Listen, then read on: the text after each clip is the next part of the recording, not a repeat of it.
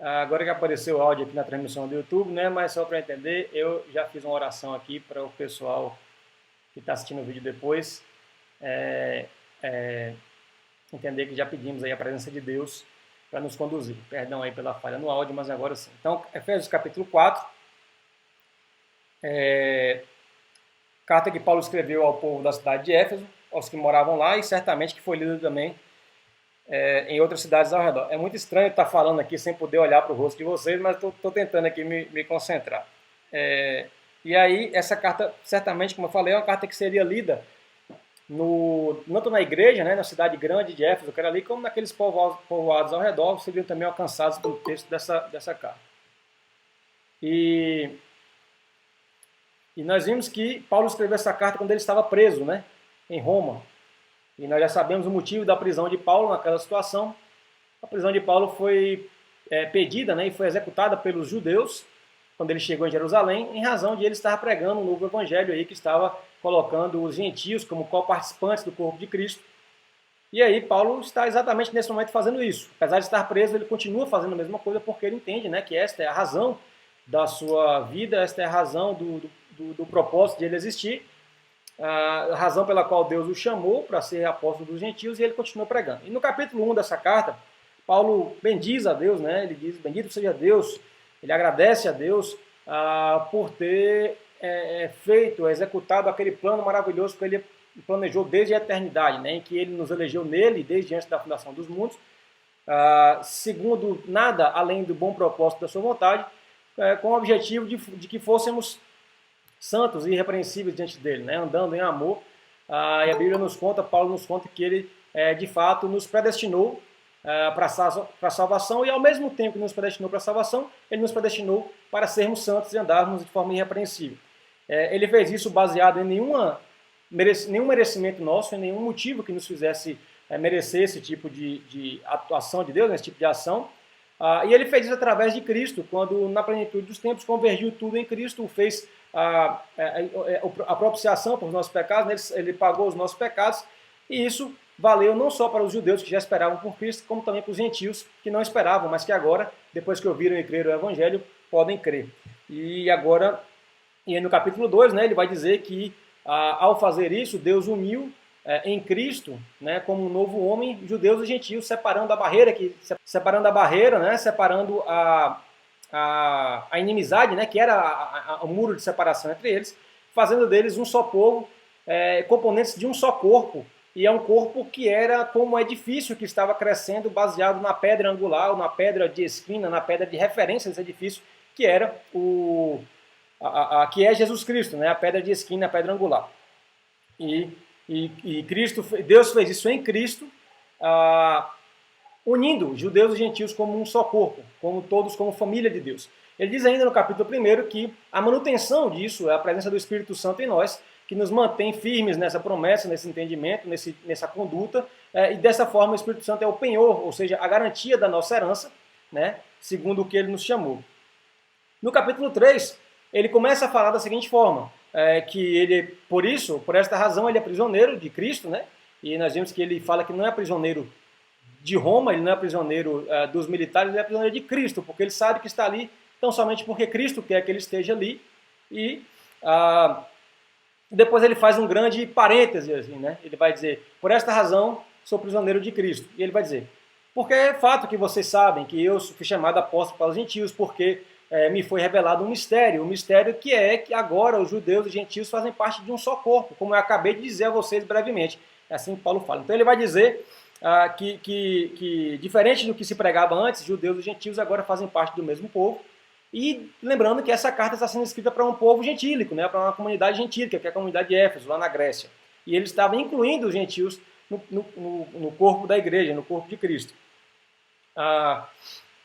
Depois ele vai orar novamente pelos Efésios, né, pedindo que os Efésios e, como nós vimos, por consequência, cada um de nós, possamos ser fortalecidos no nosso homem interior, no nosso ser interior, pelo Espírito Santo.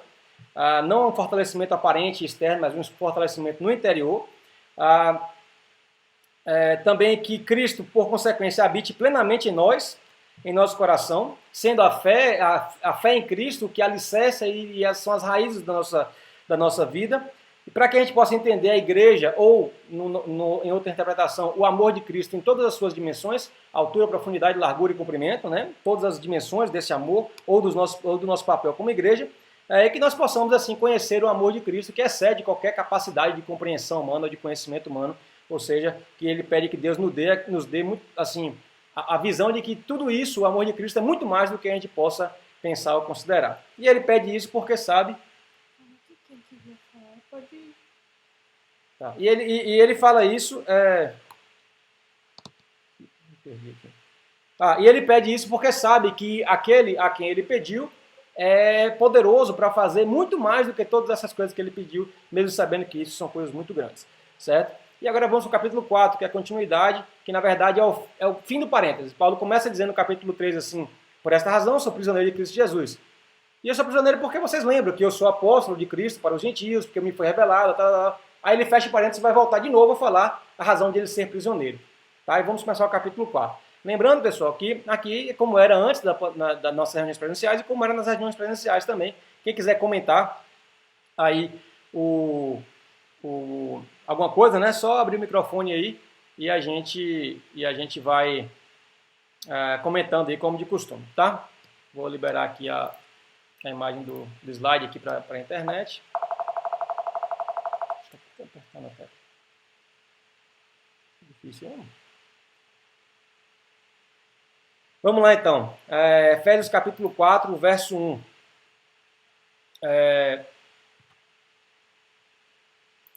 Vou voltar aqui para... Pronto. Rogo-vos, pois eu, prisioneiro no Senhor, que andeis de modo digno da vocação a que fostes chamados. Ou seja, como nós vimos, se Paulo começa o texto dizendo rogo-vos, pois, esse pois aí ele tem muito significado, né? Ele tem uma série de coisas que ele falou antes, que é aquilo que a gente acabou de resumir, que eu, mais uma vez, vou resumir aqui para que a gente possa recuperar o fio da meada, né? Toda vez que ele usa um pois, ou um portanto, ou então é evidente que ele está falando de algo que ele falou antes. Né? E esse pois, o que significa esse pois? Esse pois vai significar aquilo que ele falou no capítulo 1, que Deus nos elegeu nele, antes da fundação dos mundos, nos predestinando em amor para sermos santos e irrepreensíveis, que em Cristo ele confirmou esse plano ao fazer a expiação dos nossos pecados, ao colocar sobre todas as coisas, e que o Espírito Santo sela a nossa herança, ou garante a nossa herança, porque nos mantém no caminho da salvação. Ele diz isso também que ele mesmo criou as boas obras e nos predestinou para andarmos nela. Mesmo as boas obras nas quais nós devemos andar foram criadas por ele para este motivo. Ele vai dizer também que estávamos mortos nos nossos delitos e pecados, né, e não tínhamos qualquer condição de agir ou de reagir à nossa condição pecaminosa. Não tínhamos qualquer condição de sentir ou de ver nada ou de perceber nada, mas ele por amor nos trouxe a vida de novo à medida que Cristo foi, no momento em que Cristo foi ressurreto, junto com ele nascemos de novo para uma nova vida. E fez isso para judeus e gentios, para todas as pessoas a quem ele escolheu salvar, de todos os povos, não mais somente aos judeus. E ele está dizendo o seguinte, que por conta disso, por estar anunciando isso para os gentios, né, a contragosto dos judeus, que não queriam que essa verdade fosse revelada, ou não tinham essa revelação em seu coração, por este motivo, ele estava preso por amor aos gentios. Então, por todas essas coisas, pelo que Deus fez, pelo que Cristo fez, pelo que o Espírito Santo faz, pela forma como Deus uniu judeus e gentios, e pela forma como Paulo, por amor a eles, não teve medo mesmo da prisão, mas continuou pregando a eles essas palavras. Por isso, eu rogo a vocês. E aí rogar é muito mais do que pedir, é pedir com insistência, é quase que implorar. Por favor, Efésios, eu peço a vocês que andeis no modo digno da vocação com que fosse chamados. Ou seja, que vocês andem em concordância com aquelas boas obras que Deus criou na eternidade com o propósito que nós andássemos nela. Que vocês andem dessa forma, entendam tudo isso, isso inclui vocês, portanto, rogo-vos, peço a vocês insistentemente, humildemente, encarecidamente, que não deixem de andar em concordância com essa salvação que a vocês agora é revelada. Né? Ou seja, digno da vocação, ou vocação seria vocalizar, seria chamar, né? De modo digno com o chamado de vocês, né? A vocação com que fossem chamados. Ou seja, andar de modo digno e em concordância com as boas obras para as quais fomos predestinados. E aí no verso 2 ele começa a nos dizer como é, como é esse modo digno de viver, como é essa forma digna de viver, em concordância com a razão pela qual Cristo nos chamou. Ele vai dizer, verso 2, com toda humildade e mansidão, com toda longanimidade, suportando-vos uns aos outros em amor. E aí no verso 3 ele vai continuar dizendo isso, né? Continuando, vai dizer, esforçando-vos diligentemente por preservar a unidade do espírito do vínculo da paz. Ou seja, esses dois versos ele resume de uma forma bem resumida mesmo, qual é esse bom procedimento, qual é esse bom modo de agir, né, que nós devemos agir. Então, voltando aqui ao verso 2, com toda humildade e mansidão. Ou seja, lembrar que ele está falando aí acerca da união entre gentios e judeus como um só povo, como um só corpo, né, como uma só igreja. Só que judeus e gentios vêm de culturas totalmente diferentes. E é evidente que em alguns momentos eles vão ter conflitos, eles vão ter algumas diferenças.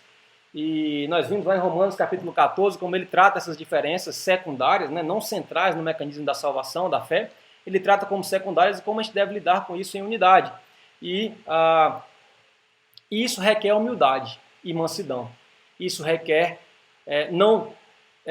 como ele diz lá em Romanos também capítulo 12, não ter de si próprio uma impressão maior do que de fato é. Ou seja, ser humilde, ser manso, compreender a opinião do outro. Lembrando que toda vez que Paulo fala sobre compreender a opinião do outro, ele está falando sobre aquelas coisas secundárias, né? Nas questões centrais de fé, ele não negocia isso, mas nas questões secundárias, que a gente possa compreender essas diferenças com humildade e com mansidão. Com longanimidade. O que é longanimidade? Longanimidade, longo ânimo, com um ânimo longo. Tardios para irar, tardios para ficar nervosos. Estejam animados de forma longa, que o seu ânimo seja persistente, né? Que vocês não desanimem por qualquer coisa, por qualquer diferença. E aí vem suportando-vos uns aos outros em amor. O que seria suportar? Aqui não é só suportar você, rapaz, a diferença é difícil, mas eu suporto essa diferença. Eu vou suportar que nós somos diferentes nesse aspecto. Também isso, mas aqui é mais do que isso. É suportando-vos uns aos outros em amor, no sentido de dar suporte, de ajudar uns aos outros em amor. Quando as diferenças forem duras, a gente vai suportar um ao outro, mas quando a dificuldade do outro existir, a gente dê suporte a ele, que a gente ajude ele, né, a superar essas dificuldades. E aí no verso 3, ele vai dizer, esforçando-vos diligentemente por preservar a unidade do Espírito, com letra maiúscula, no vínculo da paz. Veja que Paulo fala, esforçando-vos diligentemente, ou seja, esforçando-vos de forma contínua, intensa, dedicada. E se ele está dizendo que requer esforço, pessoal, é porque nem sempre manter a paz dentro das diferenças vai ser fácil. Muitas vezes vai requerer esforço. Muitas vezes as diferenças de compreensão dessas coisas secundárias podem gerar divisões na igreja, mas isso deve ser coibido de forma imediata, porque as diferenças de pensamento nessas coisas secundárias não podem nos dividir, devemos andar em unidade. Então, mesmo que não formos diferentes nos pensamentos, né, isso vale para dentro de casa, né, isso vale para qualquer tipo de relacionamento, desde que não confronte o centro da fé cristã, nós devemos nos esforçar diligentemente para manter a paz. E a paz é fundamental, não adianta a gente fingir que tem paz, não adianta a gente negar certos conceitos para fingir que tem paz quando de fato não há. A gente tem que se suportar, se dar suporte em amor, buscar a paz, sem que isso comprometa o centro da fé cristã, né? E a única forma de a gente conseguir fazer isso é que a gente possa estar movido pelo Espírito. E a paz, ela é a própria unidade do Espírito. O vínculo da paz é a própria unidade do Espírito. É a ação do Espírito nas duas partes, né, que não estão em paz, vamos dizer aí. Então precisamos... Não vai ser fácil manter a paz sempre. As diferenças, especialmente por conta das nossas vaidades, vão querer tirar a nossa paz. Mas não podemos deixar isso acontecer. Devemos nos esforçar diligentemente por preservar a paz. E quando eu estava lendo esse texto, eu lembrei de Martinho Lutero, né, nas suas teses, nas 95 teses que ele pregou no castelo de Wittenberg, que deram o pontapé inicial, vamos dizer assim, na reforma protestante, que gerou as religiões evangélicas, né? Na tese 92, Lutero diz assim, fora, pois, com todos esses profetas que dizem ao povo de Cristo, paz, paz, sem que haja paz. Né? Ou seja, não é um comportamento que deva ser considerado dentro da igreja, fingir que a paz existe. Ao contrário, se a gente acha que por algum motivo a paz entre os irmãos não está acontecendo, que a gente deve se esforçar diligentemente para preservar a unidade do Espírito, que estejam movidos pelo mesmo Espírito, por um único Espírito, no vínculo da paz. E aí é que está. Para que isso aconteça, para que eu possa esforçar-me diligentemente para manter a paz, vai ser necessário lá, verso 2, que eu tenha humildade e mansidão, que eu tenha longanimidade e que a gente se suporte um ao outro em amor. É dessa forma que a gente consegue, aí no verso 3, esforçar para manter a unidade do Espírito e o vínculo da paz. Beleza? E por que a gente deve entender que devemos manter a unidade do Espírito, o vínculo da paz? Por que a gente deve entender que devemos nos amar, né? Nos suportar unidos em amor?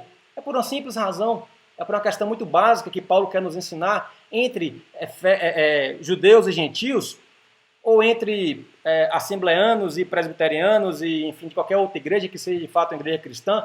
Isso é naquele princípio central de não agredir o centro da fé cristã, as razões embasadas na Bíblia daquilo que não é negociável, mas nas diferenças devemos nos esforçar para manter a paz. Por quê, Paulo? Muito simples, verso 4. É porque há somente um corpo e um espírito. Judeus e gentios, no contexto de Paulo aqui, eles não são dois corpos dentro de um mesmo ambiente. Eles não são duas partes separadas de um trato de Deus. Eles não são, embora haja algumas discordâncias em relação a isso, né? Mas eles não são separados no corpo de Cristo. Porque judeus e gentios, Paulo está se referindo a isso aqui, referem-se a somente um corpo. Não são dois corpos. É um corpo que tem mais de uma parte, mas é um corpo só, que tem mais de um membro, né? Como Paulo gosta de dizer. E esse corpo, ele é movido por apenas um espírito. E é aí que está, Paulo está dizendo, nesse corpo único deve ser movido pelo Espírito, com letra maiúscula, pelo Espírito Santo, deve ser o centro da atenção. É ele que nos ajuda a manter a paz entre as diferenças. É ele que nos determina a manter a paz entre as diferenças. E também mais do que isso, é porque a razão pela qual fazemos parte desse corpo é porque fomos chamados, como também fossem chamados, numa só esperança. Todos estamos esperando uma só coisa. A vida eterna em Cristo Jesus, através da volta de Cristo, a completude da obra de Deus, que já foi consumada na morte de Cristo na cruz, e a vida eterna que Ele nos promete com Ele, em glória. Essa é a esperança que a gente tem. Então, alguns podem ter esperanças para esta terra de uma certa coisa, de outra coisa, mas não é esta a razão da fé cristã. O que nos une como corpo único é a esperança da nossa vocação, do nosso chamado, que é a salvação em Cristo Jesus e a vida eterna. Seja os judeus ou gentios, embora venham de origens diferentes, que estão fazendo parte daquele mesmo corpo, são o mesmo corpo, guiados pelo mesmo Espírito e chamados pela mesma esperança, pela mesma vocação. É por esta razão que a gente deve se esforçar para manter a unidade. Nós não devemos deixar as nossas diferenças nos dividir como corpo de Cristo. Tem mais do que isso, Paulo vai dizer no verso 5. Além disso, há só um Senhor. Todo esse corpo serve a um só Deus. Só há um Senhor. E serve baseado em uma só fé, em Cristo Jesus como nosso propiciador dos nossos pecados, como nosso Salvador, como aquele que morreu por nós. Todos nós baseamos nessa fé, então não podemos ser separados por coisas tão menores do que isso. Há um só batismo, todos somos batizados em Cristo, né? Batizados o batismo de João de arrependimento, que aponta para o batismo em nome de Jesus, que é o batismo de transformação, de novo nascimento, de morrer para o velho eu, como Paulo vai dizer daqui a pouco, e renascer para uma nova vida. Todos são guiados por essa mesma coisa, não porque sermos diferentes ou entendermos que somos corpos diferentes. Não, somos um só corpo, um só espírito, um só chamado, servimos a um só Deus, temos uma só fé, ou devemos ter pelo menos uma só fé, né? Aí quando Paulo fala de uma só fé, porque as razões da fé não podem ser negociadas. Aí eu não posso ter divisões de forma alguma. A fé em Cristo como único e suficiente Salvador, sem qualquer participação humana como meritória para a salvação, isso aí não pode ser negociado, segundo Paulo nos ensina. Não só nesse livro, como nessa carta, como em outros também. Há um só batismo, verso 6. Mais uma vez, um só Deus, servimos a um só Deus e somos filhos de um mesmo Pai. Por isso que nós somos um corpo. Os judeus foram salvos de uma forma e os gentios foram salvos da mesma forma, em Cristo Jesus. Os judeus não foram salvos por obediência à lei, Paulo nos ensina lá, porque isso, como aparentemente os separava dos demais, não foi suficiente para os separar, porque a lei estava enferma pela carne. Portanto, os judeus e gentios igualmente pecaram e igualmente careceram de um Salvador. Portanto, somos filhos de um mesmo Pai. Fomos adotados a partir da adoção de um mesmo Pai, pelo mesmo Espírito. Somos o mesmo povo, o qual o Pai e Deus é sobre todos. Não podemos nos colocar sobre um sobre o outro, ou como Paulo diz lá em Romanos, né, não temos de nós uma impressão maior do que somos. Não estamos um sobre o outro. Estamos no mesmo nível e Deus sobre todos nós. Deus acima de todas as coisas. E aí no verso 6 ele vai dizer uma parte importantíssima para o que ele vai dizer na sequência, que é: e age por meio de todos, e está em todos. Então, somos um só corpo, movidos por um só Espírito, baseado numa mesma fé, seguindo o mesmo chamado, servindo ao mesmo Deus, filhos do mesmo Pai, e todos nós que estamos nesse corpo, Deus age por meio de cada um de nós. E está em cada um de nós. Percebe que quando Deus está em todos, quando Paulo fala que Deus age por meio de todos e está em todos, Paulo não está dizendo aqui que Deus está naquelas pessoas, Deus está regendo as ações ou habitando o coração de todas as pessoas. Embora fala todos aí. Mas isso nos mostra a grande importância de estudarmos a Bíblia como um livro completo, como o contexto é fundamental. Se eu leio isso aqui, eu penso que quando alguém mata uma criança, foi Deus que agiu por meio dele, Deus age em todos. Não, Paulo está falando de todos que estamos no corpo de Cristo. Aí sim, se de fato estamos no corpo de Cristo, Deus está em todos nós e Deus age por meio de todos nós. Certo? Perceba aqui que Paulo está dizendo algo muito importante. Nós todos, como igreja de Cristo, neste momento em que ele escreve judeus e gentios, mas atualmente crentes em Caetité, na igreja A, na igreja B, na igreja C, crentes em Guanabi, crentes em Salvador, crentes no mundo inteiro, se de fato fazem parte da igreja de Cristo, são corpo de Cristo, nós somos um só corpo. E aí, como ele disse em outros lugares, somos um só corpo, porém cada um sendo um membro diferente. Assim como um corpo tem vários membros, nós somos partes de um mesmo corpo. E o que Paulo está dizendo é que todos nós que fazemos parte desse corpo, Deus está em todos nós e Deus age através de cada um de nós. O que será que Paulo quer dizer com Deus age através de cada um de nós? Age por meio de todos e Deus está em todos. Vamos ver o que ele diz no verso 7 para a gente entender. E a graça foi concedida a cada um de nós. A cada um de nós. Veja só, nós todos fazemos parte do mesmo corpo. Ele age a partir de cada um de nós, e a graça pela qual ele age, e aqui não é a graça de salvação neste momento que ele quer dizer, pelo contexto a gente pode dizer isso, é a graça de nos usar para agir, é a graça de agir através de nós em favor da sua igreja. E essa graça ela foi concedida a cada um de nós que fazemos parte desse corpo. Não é para o pastor, não é só o pastor que tem a graça do agir de Deus. Não está sobre ele toda a responsabilidade de fazer, mas a igreja como um todo deve atuar, porque a graça foi concedida a cada um de nós. Só que ela foi concedida segundo a proporção do dom de Cristo. Então, segundo o desejo de Cristo em nos abençoar, com esta graça, de ser participante desse corpo e de ser instrumento da ação de Deus, Cristo deu isso, Deus deu isso através de Cristo na proporção que ele quis. Então eu falei, não quer dizer que só o pastor tem função de atuar em favor da igreja, mas nem todos têm a função de pastor, porque ele deu ao pastor a função, esta graça, este dom, né, de ser pastor, porque a proporção que ele quis dar ao pastor foi essa. Mas a outro ele deu outra coisa, a outro já deu outra coisa, mas a cada um ele deu essa graça. Todos somos participantes, mas participamos de formas diferentes, tá? Mas todos somos participantes. É isso que Paulo vai nos ensinar daqui a pouco aí.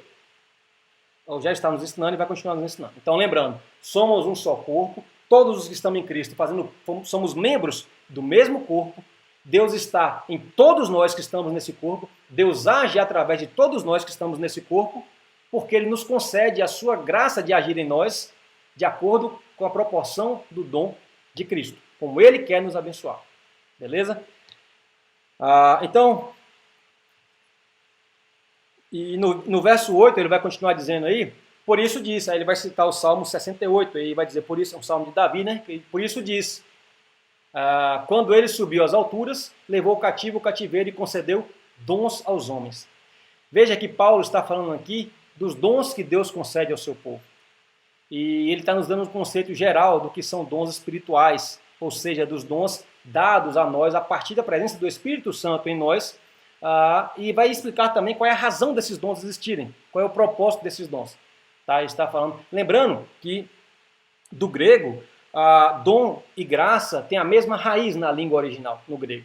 Eles têm a mesma raiz. Se você for olhar na internet, a palavra graça, desculpa, a palavra dom, do grego bíblico, ele vai poder ser traduzido como dom, ou como graça, perdão. Isso é, Deus não nos concede o dom porque nós alcançamos esse dom.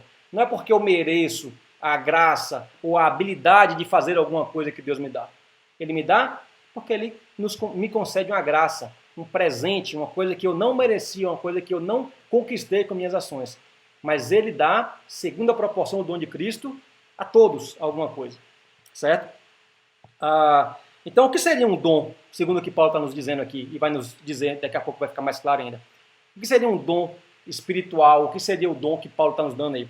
Dom seria uma característica ou uma habilidade, nesse contexto de Paulo aí, que Deus nos dá graciosamente, ou seja, de graça, pela sua graça, né, como diz no verso 7, a sua graça foi concedida a cada um de nós, e Ele nos dá, e cada um de nós recebe esse dom segundo a vontade de Deus, ou o propósito de Deus, ou a medida do dom de Cristo para cada um de nós, como Ele quer, por razões que Ele conhece, que nós não conhecemos. E através desses dons, Deus nos usa, age em cada um de nós, através dos dons que Ele nos concede. Perceba que há um link muito forte entre o verso 6 e o verso 7 e 8. Né? Vou voltar aqui um pouquinho para vocês verem. Verso 6.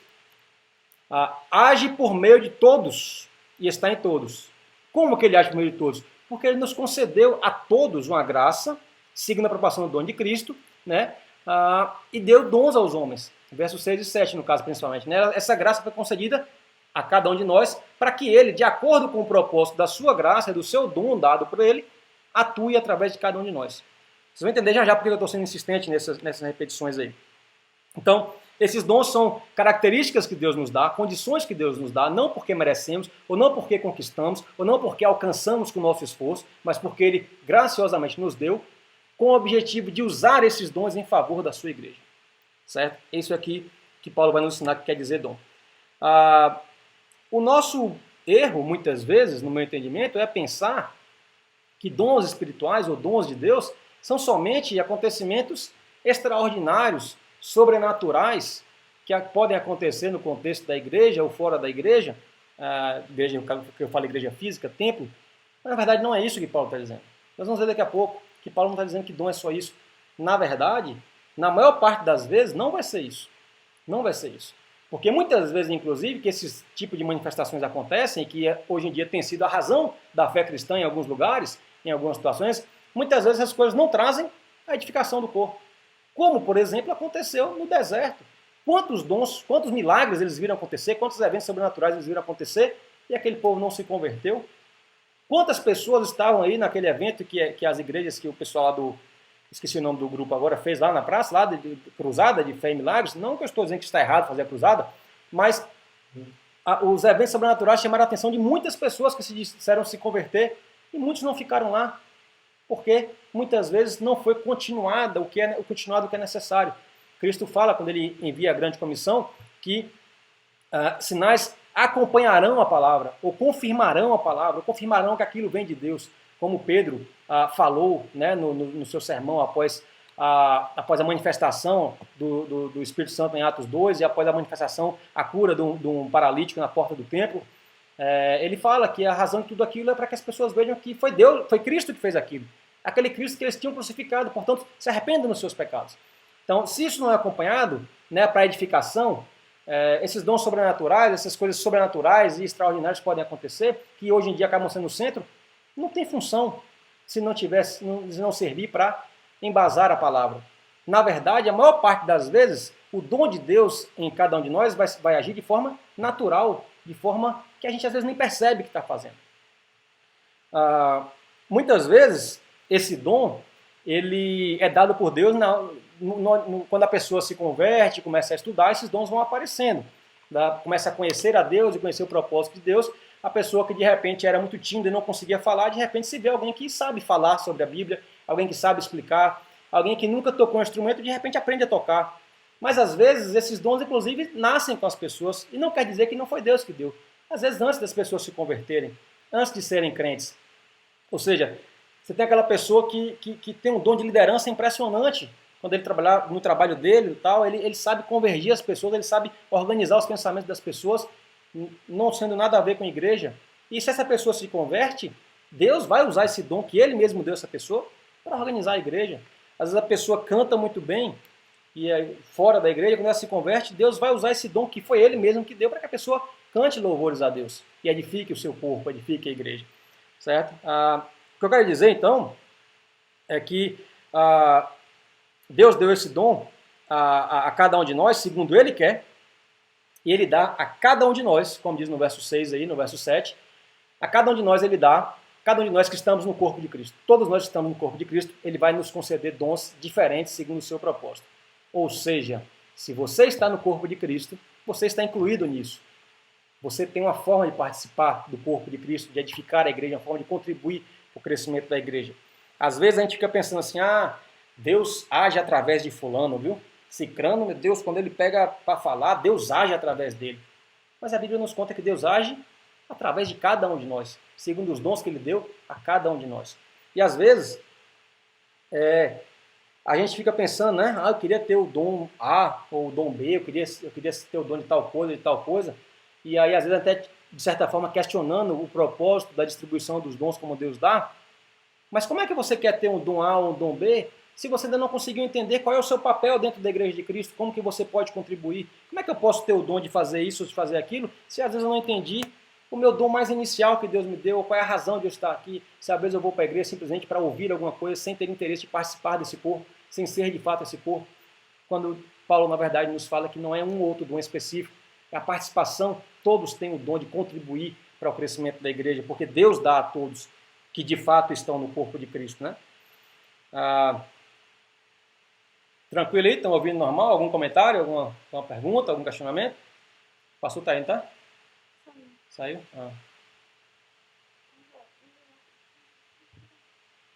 Estão ouvindo normal, pessoal? Sim. Então, beleza. Se quiserem participar aí, sabe como é que é.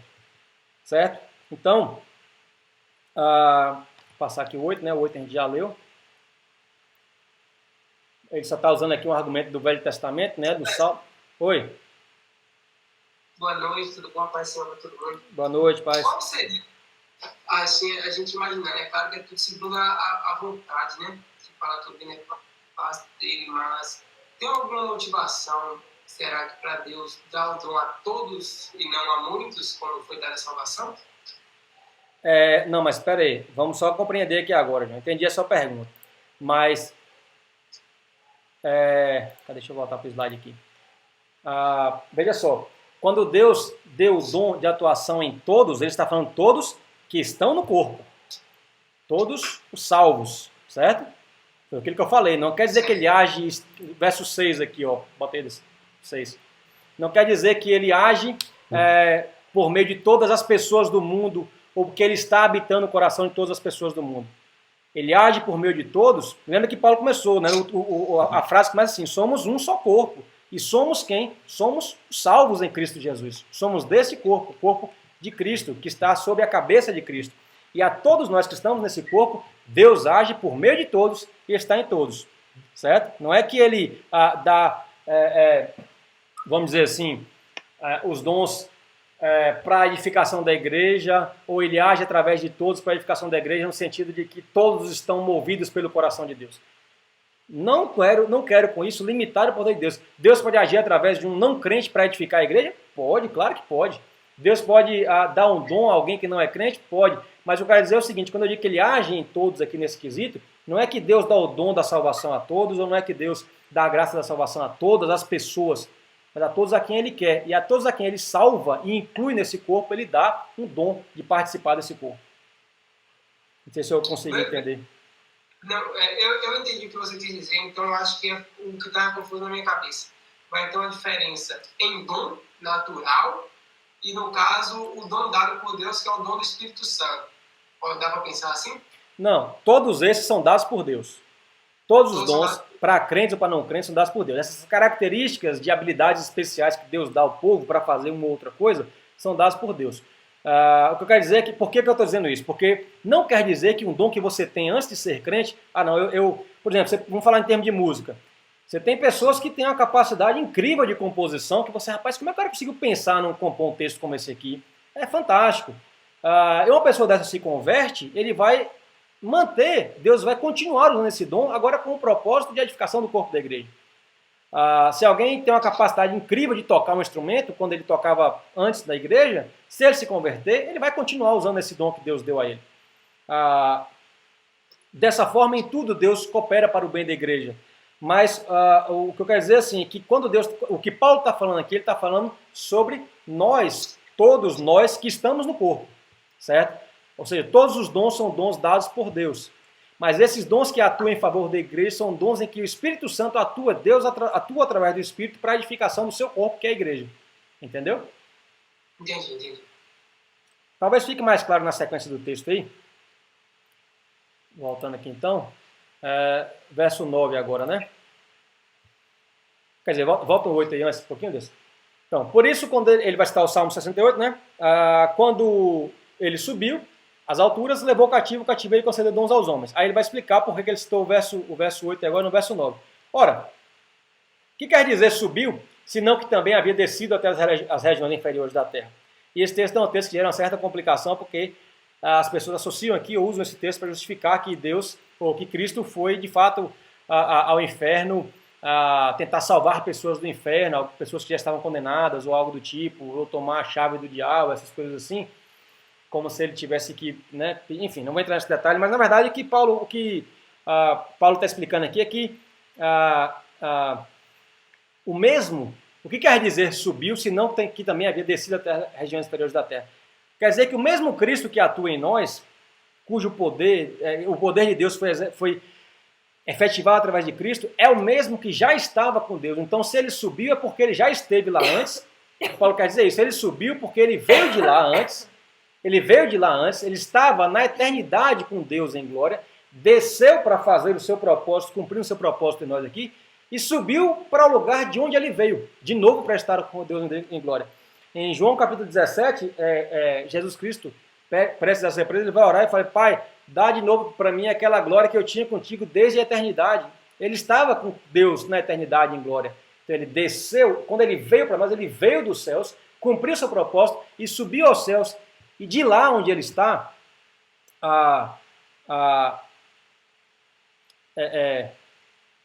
de lá onde ele está, é de onde ele nos abençoa com esses dons que ele nos dá, segundo a sua proporção, para fazer o bem da tua igreja.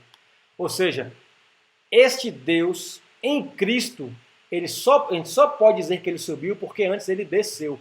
Ele estava na eternidade, se fez homem ao descer para essa terra e depois subiu. É o Deus que veio para estar conosco. Ele está aqui agora associando a pessoa de Cristo como sendo Deus conosco. Não sei se eu consegui ser claro nessa parte aí. Aí ele vai dizer, aquele que desceu, verso 10, aquele que desceu é também o mesmo que subiu acima de todos os céus para encher todas as coisas. Isso é, lá de onde ele está agora, nos céus, para onde Cristo subiu, é de lá que ele enche todas as coisas. É de lá que ele nos preenche com o seu Espírito. É de lá que ele nos preenche de habilidades e dons para fazer as coisas com o propósito de edificação do corpo da sua igreja. Certo? E também, bem como Paulo diz no verso 10, que enche todas as coisas segundo o seu propósito também. Então, recapitulando, nós somos um só corpo, nós somos movidos por um só Espírito, nós somos guiados, andamos baseados na mesma fé, a fé dada por o mesmo Deus, filhos do mesmo Deus, adotados pelo mesmo Deus, portanto temos um mesmo Pai, que andamos em unidade aí, né, com o propósito da glória de Deus, todo mundo junto. Todos nós que estamos nesse corpo, temos Deus conosco, e Ele age em cada um de nós segundo a sua vontade. E Ele age através dos dons que Ele nos deu, certo? Nos dons, das capacidades que Ele nos deu para contribuir. Ou seja, jovem que está ouvindo, você tem, se você é corpo de Cristo, você está incluído nisso, você tem algo para oferecer ao corpo de Cristo. Você tem algo para oferecer à igreja. Você tem algo para fazer para a edificação do corpo da igreja. Cadê o texto que eu tinha colocado para projetar aqui? Tá, não, daqui a pouco. Então vamos lá, verso 11.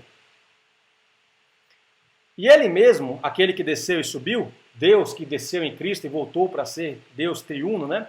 E ele mesmo concedeu uns para apóstolos. Veja o ele sem letra maiúscula, tá vendo? Que nem sempre a Bíblia não costuma usar essa. E ele mesmo concedeu uns para apóstolos, outros para profetas, outros para evangelistas e outros para pastores e mestres. Nesse verso aqui, Paulo nos traz uma pequena lista de alguns dons que Deus ofereceu ao povo, em específico aqui ele está falando sobre os dons de liderança e ensino, né? Alguns desses dons que Deus ofereceu ao seu povo com o propósito de edificar a igreja, com o propósito de ensinar a igreja. No Novo Testamento nós temos algumas listas aí dos dons de Deus, nenhuma dessas listas esgota todos os dons ou cita 100% dos dons, elas se complementam, às vezes repetem algumas coisas, mas são listas que falam um pouco desses dons que Deus pode nos dar. E esse verso 11 são só alguns deles, né, dons que Deus dá para a edificação da igreja. Como eu falei com vocês, ele pode dar o dom para alguém de cantar, ele pode dar o dom para alguém de compor, ele pode dar o dom para alguém de liderar, né? Vários dons ele pode usar para a edificação do seu corpo. E veja que isso não são palavras minhas. Espero que vocês se lembrem daquilo que a gente leu em Romanos capítulo 12. Depois de toda a exposição do plano de salvação que Paulo fez, o plano redentor de Cristo, ele nos citou em Romanos 12 como devemos ter uma fé forte, uma fé madura, uma fé robusta no sentido de não ser uma fé emocional e sim ser uma fé racional e andarmos buscando a santificação, né? Veja o que ele escreve lá no penúltimo slide que eu fiz aí.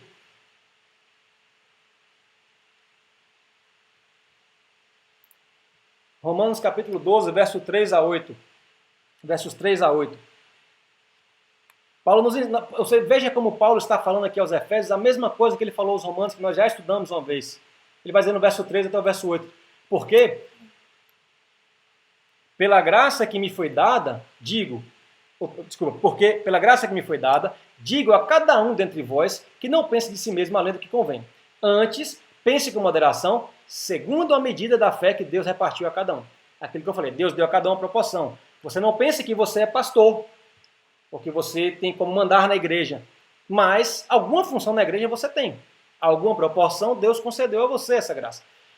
Segundo a medida da fé que Deus repartiu a cada um. Aí ele vai dizer a mesma coisa que ele estava falando lá, porque assim como num só corpo temos muitos membros, mas todos os membros, nem todos os membros têm a mesma função, assim também nós, conquanto muitos que somos porém um só corpo, membros desse corpo. Somos um só corpo em Cristo e membros uns dos outros. Guardem isso aqui, membros uns dos outros, esse texto. Você vê como Paulo está falando da mesma coisa. Membros uns dos outros. Tendo, porém, diferentes dons, segundo a graça que nos foi dada. Ou seja, Paulo está dizendo que todos nós temos algum dom, recebemos a graça, são as mesmas palavras que ele usa, recebemos a graça de ter alguma capacidade de contribuir com a igreja, porque recebemos, como somos corpo de Cristo, recebemos um dom dele, um presente dele, uma graça para podermos contribuir. Pode ser que, se você é corpo de Cristo, pode ser que você ainda não identificou qual é o dom. E não cabe a você ficar escolhendo que dom você quer, porque Deus dá segundo a sua vontade. Portanto, antes de querer ter o dom A ou B, busque qual é o seu dom, o que Deus colocou em você para que você possa contribuir com a igreja. E ele vai aqui fazer, em Romanos 12, aqui, mais uma das listas que tem no Novo Testamento sobre esses dons. Diferentes dons segundo a graça que nos foi dada. Se profecia, seja segundo a proporção da sua fé. E aqui a gente tem que lembrar que profecia no Novo Testamento, em geral, tem a ver aquele que fala em nome de Deus, na verdade em toda a Bíblia, né? Mas não são profecias com novas revelações acerca da salvação, visto que os últimos que fizeram isso são os apóstolos. São profecias que aquelas pessoas que anunciam a palavra de Deus para a salvação dos outros. Não novas palavras, mas as palavras que já foram ditas, né? Agora estão sendo ditas pelos apóstolos, né? De uma forma nova, diferente do que os profetas faziam, mas com o mesmo objetivo. Então, se você fala da palavra de Deus, se você profetiza, profetize, seja segundo a proporção da sua fé. Não fale daquilo que você não sabe, daquilo que você não entende, mas daquilo que a sua fé te revelou, fale. Aí ele vai dizer, em outras palavras, todos os dons que ele vai falar aqui, ele vai dizer que você exerce esses dons com dedicação. Se profecia, seja segundo a proporção da sua fé. Se ministério, dediquemo-nos ao ministério. Ou que ensina, esmere-se ao fazê-lo. Faça com dedicação e com zelo. Ou que exorta, faça-o com dedicação. Ou que contribui, com liberalidade, ou que preside com diligência, que exerce misericórdia com alegria. Veja que Paulo está usando os mesmos argumentos, mas a lista de dons que ele cita é outra aqui agora. Né? Lá, aqui na carta aos Efésios ele fala apóstolos, profetas, mestres, evangelistas, pastores, e aqui ele está falando que tem outros dons em outras proporções que são úteis. Talvez você não seja, de fato, você não é, posso dizer que você não é apóstolo, porque nenhum de nós é, não há mais apóstolos nos dias de hoje pelos ensinamentos bíblicos. Mas talvez você não seja pastor, você não é evangelista, talvez você não é mestre, mas talvez você possa ensinar na escola bíblica dominical de alguma forma, talvez você possa exortar alguém, mostrar a pessoa onde é que está o erro dela, fazer isso primeiro com você, né, como nós aprendemos, depois com o outro. Talvez você possa contribuir, e contribuir aqui é financeiramente mesmo, ou contribuir com alguma atitude, com algum cargo na igreja que você possa ter, talvez esse seja o seu dom. Talvez você possa contribuir, talvez você possa presidir aqui, ou talvez você possa liderar algum grupo. Alguma função você tem, alguma coisa Deus te deu. Esmere-se aqui, dedique-se a encontrar qual é a sua função no corpo de Cristo, porque você tem parte disso, você tem um dom para contribuir com a igreja. Ou talvez o seu dom seja de ser misericórdia, ser prudente, ser misericordioso, ensinar as pessoas a terem misericórdia, talvez esse seja o seu dom. Então, cada um de nós tem um dom. Veja como Paulo usa as mesmas palavras. Ele deu o dom a cada um de nós, segundo a graça que nos foi dada. Somos um só corpo, membros diferentes do mesmo corpo, com diferentes funções. Cada um tem a sua função. E aí ele diz aqui que somos membros uns dos outros. Lembrem dessas palavras aí, viu? Já a gente vai voltar nisso. Agora, o verso 11, né, que a gente estava.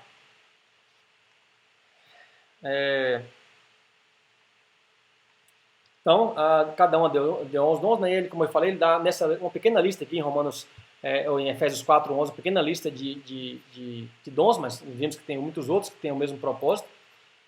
E aí ele vai nos mostrar claramente qual é o propósito desses dons. Então, vamos lá. Nós somos um só corpo, vários membros, mas de um mesmo corpo, guiados pelo mesmo Espírito, seguindo a mesma fé, tendo como Pai o mesmo Deus, sendo pessoas diferentes, mas todos no mesmo corpo, em todos Deus está, e através de todos Deus age. Cada um com um dom diferente, segundo a proporção que Ele nos deu. E agora é para Paulo dizer, com que objetivo Ele nos deu esse dom? Com vistas ao aperfeiçoamento dos santos, para o desempenho do seu serviço, para a edificação do corpo de Cristo. Então esta é a razão dos dons que Deus dá à igreja, a cada um dos membros da igreja, em diferentes proporções, é edificar a própria igreja. Este é o propósito. Então, quando você vê uma manifestação, uma manifestação de um suposto dom espiritual em que você vê claramente que a glória é da própria pessoa, só que a pessoa está querendo se fazer passar por mais santa, por mais espiritual, por mais próxima de Deus, ou querendo dizer que Deus por ela age, como se a glória fosse dela, o merecimento fosse dela. Não é isso que Paulo está falando com a gente aqui, não é este o propósito dos dons. Não é esse o propósito dos dons. O propósito dos dons é a edificação do corpo de Cristo, da igreja. Né? E aí o que acontece? Veja só, Deus usa cada um de nós com um dom para edificar a igreja. Ou seja, Deus usa você com o seu dom, e às vezes o seu dom é uma palavra que você falou, é uma percepção que você teve, é uma conversa que eu tive com você. Não precisa você dizer assim, Deus manda te dizer tal coisa. Não, Deus fala comigo e nos usa o tempo inteiro para falar uns com os outros. Deus usa você, já para falar com seu pai, com sua mãe, quando você às vezes nem percebeu que isso aconteceu. Deus age em todas as coisas, porque você é corpo de Cristo. E veja o que acontece aqui. Deus usa o seu dom para me edificar, para que veja aí, Deus usa o seu dom com vista ao aperfeiçoamento dos santos, ou seja, com vista ao aperfeiçoamento dos membros do corpo de Cristo. Então Deus usa o seu dom com vista ao meu aperfeiçoamento, para que eu possa desempenhar o meu serviço, que é usar o meu dom para aperfeiçoar você, a usar o seu serviço, que é usar o seu dom para aperfeiçoar a mim, para usar o meu serviço, que é usar o meu dom para aperfeiçoar você. Veja que ciclo que nós entramos, maravilhoso e perfeito na edificação do corpo de Cristo. Um usando o dom para edificar o dom do outro, que usa o dom para edificar o dom do um. É um ciclo contínuo, isso é igreja. Esta é a unidade a que Paulo clama lá no começo. Qual é o resultado disso? Qual vai ser o resultado disso? Verso 13, ele vai dizer, até que todos cheguemos à unidade da fé e do pleno conhecimento do Filho de Deus, a perfeita varonilidade, ou seja, sejamos varões perfeitos, à medida da estatura da plenitude de Cristo. A plenitude de Cristo em nós. Lembra que ele falou lá no capítulo 1 de Efésios, que Deus colocou Cristo como cabeça de todas as coisas, colocou todas as coisas debaixo dos seus pés, ele que é a plenitude da igreja. Este é o propósito de todas essas coisas. Este é o propósito dos dons. Este é o propósito de estarmos juntos em comunhão. Como é que as pessoas que são desigrejadas vão experimentar uma coisa como essa? Em que um irmão usa o dom para edificar edificar o outro irmão, para que o outro irmão possa usar o seu dom para edificar mais ainda em outras pessoas. Com isso chegaremos à perfeição. Vale lembrar que, segundo o próprio Paulo nos ensina, não chegaremos à perfeição nesta vida.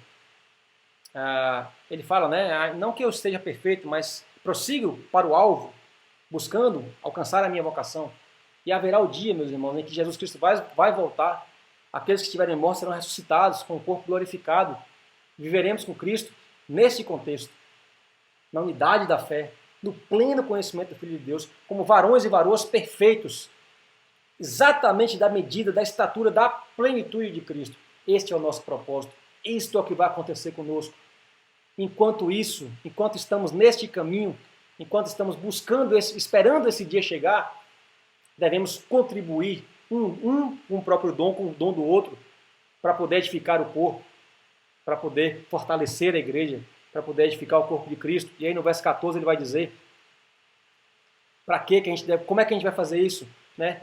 Para que não mais sejamos como meninos, agitados de um lado para o outro, e levados ao redor por todo o vento de doutrina, pela artimanha dos homens, pela astúcia com que induzem ao erro. Esta é a razão de ser da igreja, edificação mútua, um usando o seu dom para ajudar o dom do outro, e ser ajudado pelo dom do outro, um ciclo vicioso, perfeito, completo, que nos levará um dia a estarmos à perfeita estatura da plenitude de Cristo. Enquanto isso, vamos nos edificando. Se a gente se ajuda como igreja, se a gente identifica o nosso papel no corpo de Cristo, se Deus nos usa através do dom que Ele nos deu para edificar o corpo de Cristo, a igreja como um todo será fortalecida e cada um dos membros não será levada pelo vento, ele não será mais arrastada, né, por todo o vento de doutrina, sendo ensinado por coisas absurdas, mudando os conceitos, passando a negociar aqueles princípios elementares da fé cristã que Paulo nos ensina de Romanos 1 até 11. Mas não, se a gente viver como igreja, se a gente usar os nossos dons, se a gente fortalecer o corpo, um ajudando o outro, vamos ver como Paulo repete isso daqui a pouco de forma tão intensa, nós amadureceremos na fé, teremos uma fé madura, não seremos levados por qualquer doutrina, não seremos fragilizados por qualquer ensino equivocado, e mais do que isso, não seremos fragilizados por qualquer aflição que a vida possa nos oferecer. É muito profundo o que Paulo está nos pedindo aqui, nos orientando, irmãos. Precisamos entender o nosso papel como igreja de Cristo, o dom que Deus nos deu. Se você não entendeu, não buscou, não percebeu ainda como que você pode ser usado, peça a Deus para te mostrar. Mas seja parte desse corpo. Não seja aquele crente Netflix que a gente falou, que vai no domingo à noite, ouve, gostei, não gostei, vai embora. Participe do corpo, queira estar junto, queira exercer o seu dom. Assim, certeza que você vai descobrir o seu dom, que Deus vai te mostrar o seu dom. Então, precisamos fazer isso para que a igreja não seja levada ao redor por todo tipo de doutrina, pela artimanha dos homens, dos falsos profetas que estão ao nosso redor o tempo inteiro usados pelo diabo, pela astúcia com que eles induzem a gente ao erro. Se nós somos uma igreja forte e madura, isso não vai acontecer conosco. Certo? O autor da carta aos Hebreus vai usar esse mesmo argumento aí, o último slide lá. O autor da carta aos Hebreus vai usar esse mesmo argumento aí. Lá em Hebreus, capítulo 5, versos 12 a 14. Ele está exortando os hebreus que com tudo que aprenderam, né, que a carta aos Hebreus é uma carta em que o autor, que nós não sabemos quem é, escreve no intuito de impedir que eles voltem aos ensinos anteriores da lei, né, da salvação pela lei. E ele vai dizer assim, olha, essa altura vocês já tinham que aprender, está sabendo muita coisa sobre Cristo. Aí como é que ele escreve isso? Pois, capítulo 5, versos 12 a 14. Pois com efeito, quando deviam ser mestres, vocês já deviam ser mestres a essa altura, atendendo ao tempo decorrido, ou seja, a essa altura, tendes novamente necessidade de alguém que vos ensine, que é o autor da carta, de novo, quais são os princípios elementares dos oráculos de Deus. E aí eu me pergunto, há quanto tempo eu estou na igreja? Há quanto tempo eu estou aprendendo? Será que eu preciso de novo ser ensinado os princípios elementares dos oráculos de Deus? Isso é, dos profetas que falaram de Cristo.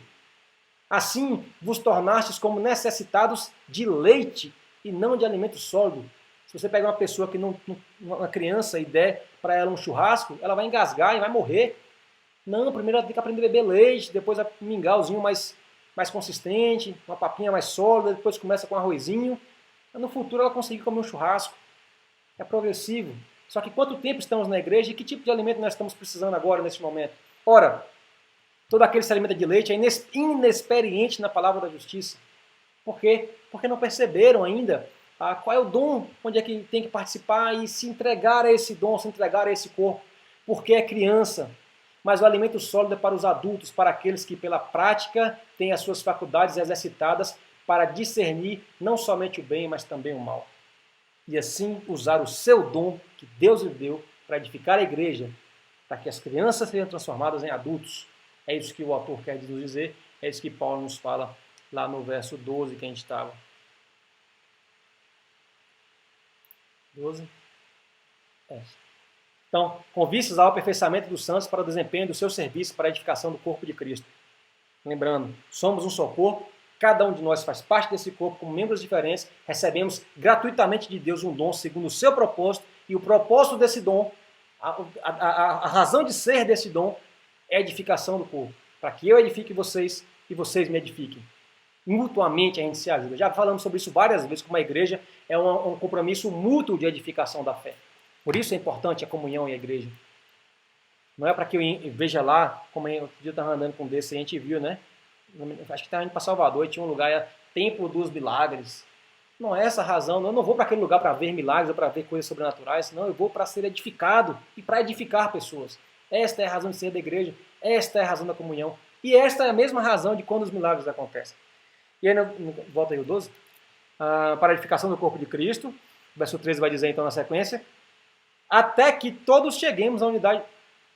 Não, isso aqui já falou, né? Não, a gente estava no 14. Não cair no erro, né, dos falsos profetas, agora o verso 15. Mas, seguindo, aí vai dizer agora ao contrário, né? Mas, todavia, entretanto, ou seja, que não sejamos levados ao erro, mas, ao contrário, seguindo a verdade em amor, cresçamos em tudo. E cresçamos em quê? Naquele que é a cabeça, Cristo. E aí percebam a associação, não pode passar despercebido aqui a associação. Nós somos membros de um corpo, cuja cabeça, Cristo. Ele é quem orienta. Quando você anda na rua, seus membros se mexem, mas quem controla é Cristo, é a cabeça. É isso que Paulo quer dizer nessa associação da igreja como um corpo humano. E aí no verso 16 é que vem a parte mais legal. Cristo é a cabeça de quem todo o corpo, nós, e aí é fundamental que esse corpo esteja bem ajustado, em unidade, seguindo a mesma fé, filhos do mesmo Pai, e que esse corpo esteja bem ajustado e consolidado pelo auxílio de toda a junta, ou seja, todas as articulações do corpo, todas as articulações têm que auxiliar a consolidar e ajustar esse corpo. Todo o corpo participa da edificação do corpo. E ele vai dizer, segundo a justa cooperação de cada parte. Ei, jovem, você é parte, você precisa cooperar com a igreja de Cristo. Não me pergunte como você vai fazer isso. Pergunte a Deus. Se entregue a Ele, se derrame a Ele. Fala, Deus, eu quero ser parte desse corpo. Eu quero exercitar o meu dom que o Senhor me deu. Me mostre como eu devo ajudar. Isso vai acontecer. Segundo a justa cooperação de cada parte, efetua o seu próprio aumento. Veja o ciclo vicioso que eu falei.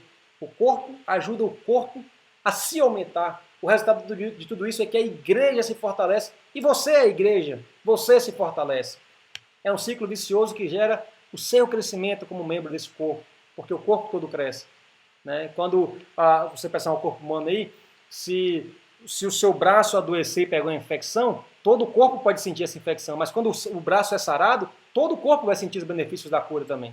É isso que acontece. É isso que tem que acontecer. Efetua o seu próprio aumento. A igreja é a responsável pelo seu crescimento. E não é só o pastor, lembrando. O pastor é só um dos membros. Ele recebeu um dom de liderança, de coordenação, de pastor, de ensinar. Mas cada um de nós é membro desse mesmo corpo.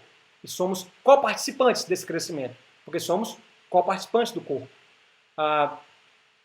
O próprio aumento para a edificação de si mesmo em amor. Olha o resultado de tudo. Nós passamos a ser capazes de amar ao próximo, amar a Deus, que é a razão, né? São os 2 mandamentos resumidos dessa forma aí. Mas para isso precisamos estar bem ajustados e todas as juntas têm que auxiliar para ajustar esse corpo. Verso 17. Isso, portanto, digo, e no Senhor testifico, ou seja, digo não só por mim, como também pelo testemunho do próprio Senhor, porque o Senhor testifica. E aí ele vai agora fazer a transição, vamos dizer assim, antes ele vem nos falando como nós somos, quem somos nós, abrindo os nossos olhos para quem somos. E agora, do verso 17 em diante, ele vai nos dizer a sequência dos entendimentos e o que isso deve gerar em nós de mudança. Isso, portanto, digo, e no Senhor testifico, que não mais andeis como andam os gentios, na vaidade dos próprios pensamentos. Perceba um detalhe aqui. Para quem Paulo está escrevendo essa carta?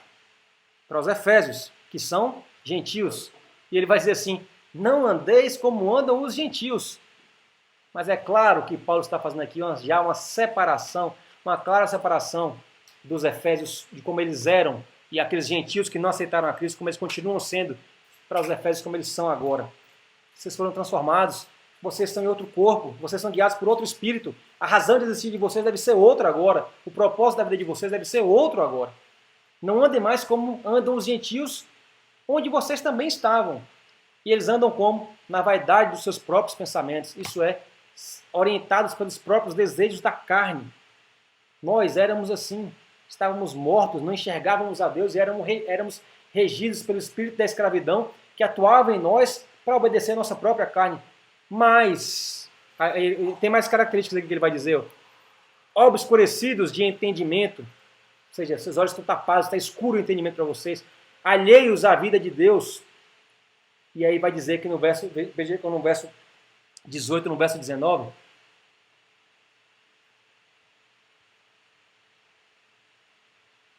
veja como no verso 18 e no verso 19, Paulo vai nos dizer que estávamos nessa situação como mortos nos nossos delitos e pecados, ou como alheios à vida de Deus, ou como regidos pela nossa própria vaidade, nosso próprio pensamento, estávamos isso por nossa culpa. Veja que ele fala, obscurecidos no entendimento, alheios à vida de Deus, por causa da ignorância em que vivem, pela dureza do seu coração.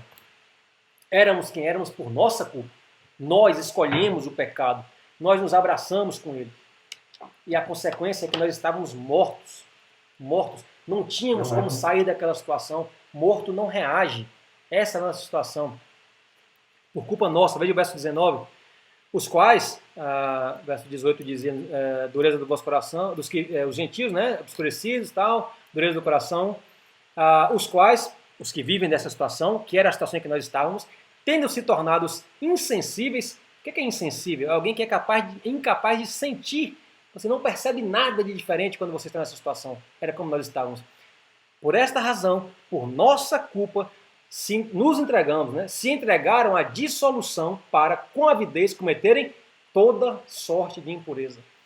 Mais uma vez, Paulo nos mostra como estávamos e como estão aqueles que estão lá fora ainda, sem fazer parte da vida de Cristo. Aqueles que não fazem parte do corpo de Cristo. Esses éramos nós. Mas ele fala no verso 15, né? Cresçamos em tudo naquele que é a cabeça, Cristo. Não andemos mais assim. Ele vai dizer agora o que nós vamos fazer no verso 20. Mas não foi assim que aprendestes em Cristo, que aprendestes a Cristo.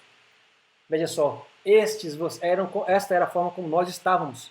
Nós vivíamos assim, mas de repente Cristo, graciosamente, por pura bondade, resolveu nos trazer de volta à vida, dar um sopro de vida com o Espírito Santo em nós, como aquele vale de ossos secos, que não reagiam, mas de repente viramos um grande exército de Cristo, fazemos parte de um corpo, recebemos dons para a edificação desse próprio corpo e aprendemos uma novidade de vida em Cristo. A partir daí, pessoal, quando entendemos que fazemos parte de um novo corpo, temos a nova razão de ser, somos guiados por um novo Espírito, o Espírito que nos testifica e nos confirma que somos adotados em Cristo. A partir daí, Cristo nos ensina outra coisa. aprendemos outra coisa. E o que Cristo nos ensina? Antes de falar o que ele nos ensina, ele vai dizer no verso 21, se é que de fato tendes ouvido e neles fostes instruídos segundo a verdade em Jesus. E aqui mais uma vez, se é que de fato, como ele usou lá no capítulo 3 no começo, pode ser traduzido segundo as demais versões bíblicas, né? A NVI, a NTLH, por exemplo, eles vão dizer que esse se é que de fato, na verdade, deveria ser entendido como, não é como uma desconfiança de Paulo. Vamos dizer assim, porque é fato que tendes ouvido e nele fostes instruídos. Ou certamente que vocês têm ouvido as verdades de Cristo, né? E foram instruídos segundo a verdade em Jesus. Tá? Só para ficar claro aqui. E que verdades são essas? Verso 22. Verdades no sentido de que, quanto ao trato passado, vos despojeis do velho homem, que se corrompe segundo as concupiscências do engano. Abandonem o velho homem, esqueçam as suas velhas práticas. Acabou aquela vida que vocês tinham, vocês não são mais guiados por aquilo. Esqueçam aquelas práticas anteriores que corrompiam, em que vocês eram corrompidos pela concupiscências do engano, ou seja, pelo espírito da sua própria vaidade. Não somos mais assim. Por quê? Porque aprendemos diferentes em Cristo. E aqui fica a dica, se você de repente ainda é assim por alguma coisa, por alguma razão, em algum dos aspectos da sua vida você não consegue se despojar do velho homem, você precisa aprender das verdades de Cristo. Se eu sou assim em algum quesito, é porque eu preciso aprender das verdades de Cristo. Porque assim, o que vai acontecer conosco? Verso 23. Vos renoveis no espírito do vosso entendimento. Seremos renovados no espírito do vosso entendimento. Percebam aqui que o verso 23 cita espírito com letra minúscula. Porque está falando do nosso espírito. E o que é renovar no espírito do vosso entendimento? É renovar no seu íntimo. Que as verdades de Cristo precisam renovar você no seu íntimo. Você precisa verdadeiramente, no seu interior, ser renovado por isso. E aí nós vamos lembrar do que Paulo orou pelos Efésios no capítulo 3, que nós fôssemos fortalecidos no nosso homem, no capítulo 3 mesmo, acho, enfim, se não me falha a memória, que nós fôssemos renovados, fortalecidos no nosso homem interior. Não é parecer que aprendeu de Cristo, não é achar bonitinho a doutrina da igreja, não é achar legal a pregação, o que o cara falou lá foi legal, né? É no espírito do seu entendimento você ser renovado. E perceba, é necessário entendimento. A fé cristã não é uma fé emocional, pessoal. Não é uma experiência pessoal, não é um achado pessoal. Você precisa entender o que Paulo está explicando. Você precisa entender o que a Bíblia nos ensina. A fé cristã ela só pode ser robusta se no íntimo do seu coração você entender as razões pelas quais Cristo te salvou, pelas quais Deus enviou Cristo, as razões como o Espírito Santo atua em você, as razões pelas quais você agora é corpo de Cristo, faz parte dessa igreja, e as razões pelas quais você precisa usar os seus talentos para a edificação deste corpo do qual você faz parte. Só assim você pode ser transformado. Verso 24. 23 diz, renoveis no Espírito do vosso entendimento, e no 24, e vos revistais, ou seja, sejam revestidos do novo homem. Que novo homem é esse que Paulo está falando? No capítulo 2 ele vai dizer que de judeus e gentios ele fez em Cristo um novo homem. Cristo é o novo homem que nós nos baseamos. Nós somos agora um só corpo, um novo homem, mas esse corpo é encabeçado por Cristo. Portanto, agora sim somos um homem, como diz Paulo, criado segundo Deus. Adão foi criado conforme a imagem e semelhança de Deus. Mas ele assumiu a imagem e semelhança do pecado, e nós, quando viemos ao mundo, trouxemos essa imagem e semelhança, diz o mesmo Paulo aos Coríntios, na primeira carta, capítulo 15. Agora é hora de sermos renovados no nosso espírito, no nosso interior, pelas verdades da palavra de Cristo, e sermos revestidos desse novo homem, e trazermos, como Paulo diz, assim como trouxemos a imagem do primeiro Adão, precisamos trazer a imagem do segundo Adão, que sejamos revestidos do novo homem, criado segundo, agora sim, Deus, a imagem de Deus, em justiça e retidão procedentes da verdade. O novo homem, que é a nossa referência, que é a nossa cabeça, é Cristo. Ele foi criado segundo Deus e ele viveu em justiça e retidão procedentes da verdade. Precisamos aprender das verdades de Cristo para sermos renovados no nosso espírito, no nosso interior, transformados verdadeiramente por essa palavra. Verso 25. Por isso, aí ele vai dizer agora uma sequência de atos que a gente tem que fazer, de mudanças de vida. Por isso, deixando a mentira, fale cada um a verdade com o seu próximo. E aí lembra que eu falei com vocês? Por quê? Porque somos membros uns dos outros. O mesmo que ele escreveu lá nos Romanos. Eu sou membro seu, você é membro meu. Se você cai, é ruim para mim. Se eu caio, é ruim para você. Se eu conto uma mentira que eu penso que vai prejudicar você, prejudica a mim, porque nós somos um corpo só. A igreja de Cristo é um corpo só. Portanto, que possamos agir com, lá no verso 1, o segundo, melhor dizendo, humildade, mansidão. Lembra do começo do capítulo que a gente falou? A longanimidade, né? Suportando uns aos outros em amor. Não contemos mentiras, amemos uns aos outros, para que possamos nos edificar aos outros.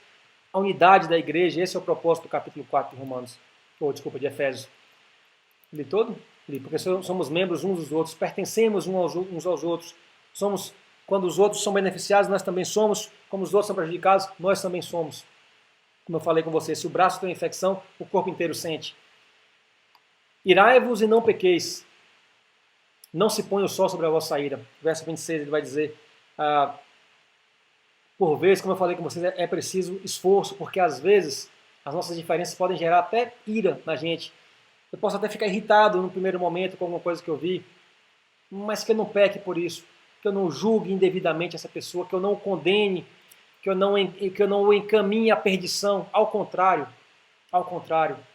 que eu o suporte com amor, que eu contribua, que eu use os meus dons para contribuir com os dons dele, porque amanhã ele vai usar os dons deles para contribuir comigo.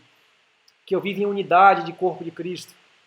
E se ainda que acontecer de eu me desentender com alguma coisa, tiver alguma discordância, que gere ira em alguma pessoa ou outra, que a gente seja rápido em resolver isso. Isso é, não se ponha o sol sobre a sua ira. Não vá dormir, não deixe chegar amanhã essa ira, resolva hoje.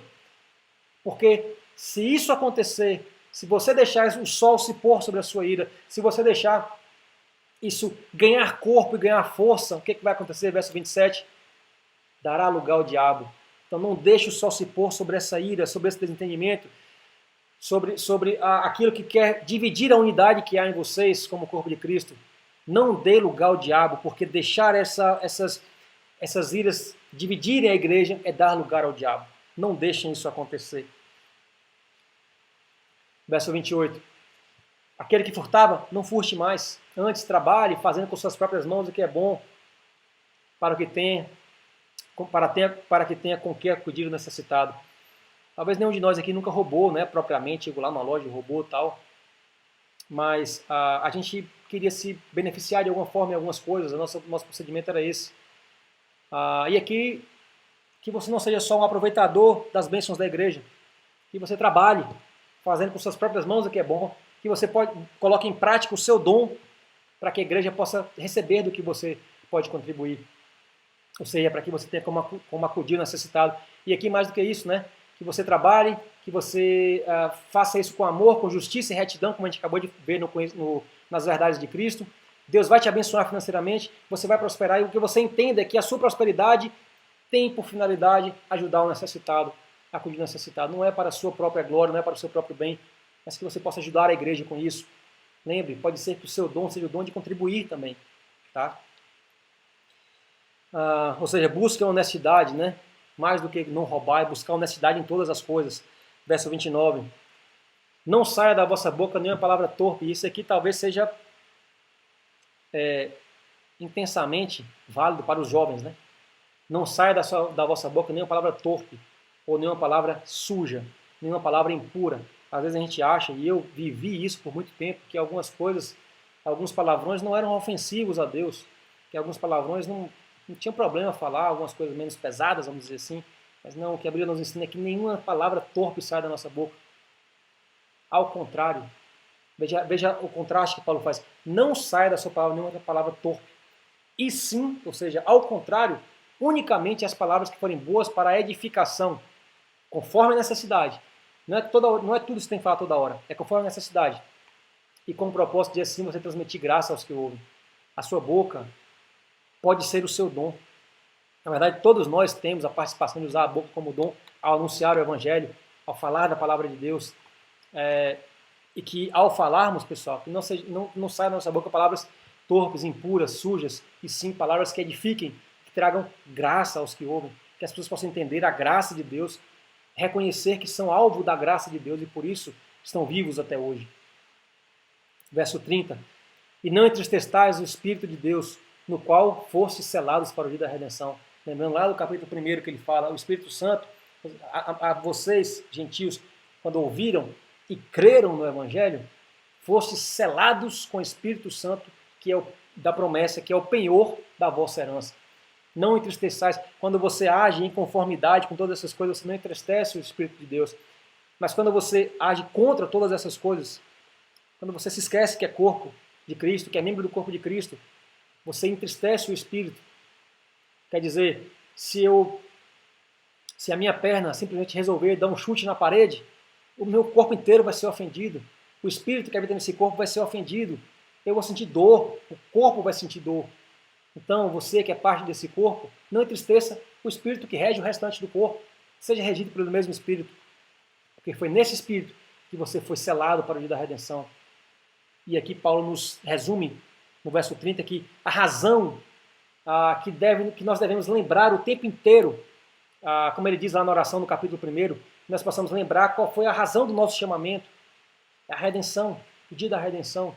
Ao lembrar disso, você deve pensar, não, eu não posso viver dessa forma, eu não posso viver praticando atos ruins, porque eu estou aqui, porque Deus me deu a redenção em Cristo Jesus, de graça. E esse Espírito que veio com a redenção, ele habita em mim. E ele me selou para a redenção. Imagine você aí, nesse contexto, né? Quem já assistiu o filme de época aí vai saber, o pastor até falou disso esse dia na igreja. Antigamente o rei mandava um aviso para um outro reinado, e aí chegava lá a carta e ela vinha selada. Assim como o túmulo de Jesus foi selado pelo Império Romano, vinha o selo. E esse selo era a garantia de quem... Só o rei tinha aquele selo. Esse selo era a garantia de quem escreveu aquela mensagem foi o rei. Então, imagine você aí, no dia da redenção, chegar lá, uma carta, dizer assim, ó, tem uma carta aqui dizendo que fulano aí, do jovem lá da Assembleia de Deus de Caeté, tem uma carta aqui dizendo que ele está salvo, que ele não vai para o inferno não. Ah, mas ele fez tal e tal coisa, mas tem uma carta aqui dizendo que ele é salvo. Essa carta é real? Deixa eu ver o selo aí, quando você olha o selo, é o selo do Espírito Santo. De fato, essa carta é real. Fulano não vai ser condenado, fulano está salvo. Por quê? Porque Cristo pagou por ele. Não porque ele mereceu ou porque ele foi perfeito, mas porque Cristo pagou por ele. Ao lembrar disso, pessoal, lembrem-se também que você não pode entristecer o Espírito Santo. Vivam em bom procedimento, não falem palavrão, não mintam, não sejam desonestos. Vivam em concordância com as boas obras que Deus preparou de antemão para nós, para que andássemos nela. Verso 31. Que esteja longe de vós, né? Longe de vós toda a amargura, e cólera, e ira, e gritaria, e blasfêmias, e assim toda malícia. E aqui nós temos que entender que Paulo está mandando para uma igreja que tem divergências, que tem discordâncias, mas nas suas discordâncias, pessoal, não briguem, não entrem em gritarias, em coisas bizarras, por conta de divergências que vocês têm. Estejam longe de vocês essas desavenças, cólera, ira, gritaria, blasfêmias, e também toda a malícia. Esteja longe de vocês, e bem assim toda a malícia, ou seja, todas essas coisas, e também a malícia. Ao contrário disso, antes, sede uns para com os outros benignos, compassivos, perdoando-vos uns aos outros, como também Deus em Cristo vos perdoou. Quando você se deparar com uma diferença, quando algum irmão te ofender, quando o corpo de Cristo, quando um membro atacar o outro, às vezes por um vacilo, lembre que você só faz parte desse corpo porque você foi perdoado em Cristo por Deus. Então perdoe seu irmão também. Seja humilde, viva em mansidão, seja longânimo, entenda que você tudo é um corpo, vocês todos são um corpo só, vivam em espírito, guiados pelo mesmo espírito, entendam que são filhos do mesmo Pai. E talvez o seu dom seja perdoar. Como lá diz na lista da carta aos Romanos, talvez o seu dom seja ter misericórdia. Talvez o seu dom seja ajudar pessoas a ter misericórdia. Mostrar às pessoas que elas têm que perdoar. Mas fato é, meu irmão, que você tem um dom. Que você é participante do corpo de Cristo. Você foi escolhido por Cristo para estar aqui, neste corpo. Encontre o seu dom, participe da igreja, para que, como igreja, todo o corpo seja fortalecido e que nós sejamos fortalecidos no nosso espírito, no nosso interior, para aquele dia da redenção em que seremos a plenitude da estatura de Cristo. Amém? Amém? Aí agora eu posso olhar para cá, né? Deu para ouvir tudo? Vocês ficaram tão calados aí hoje?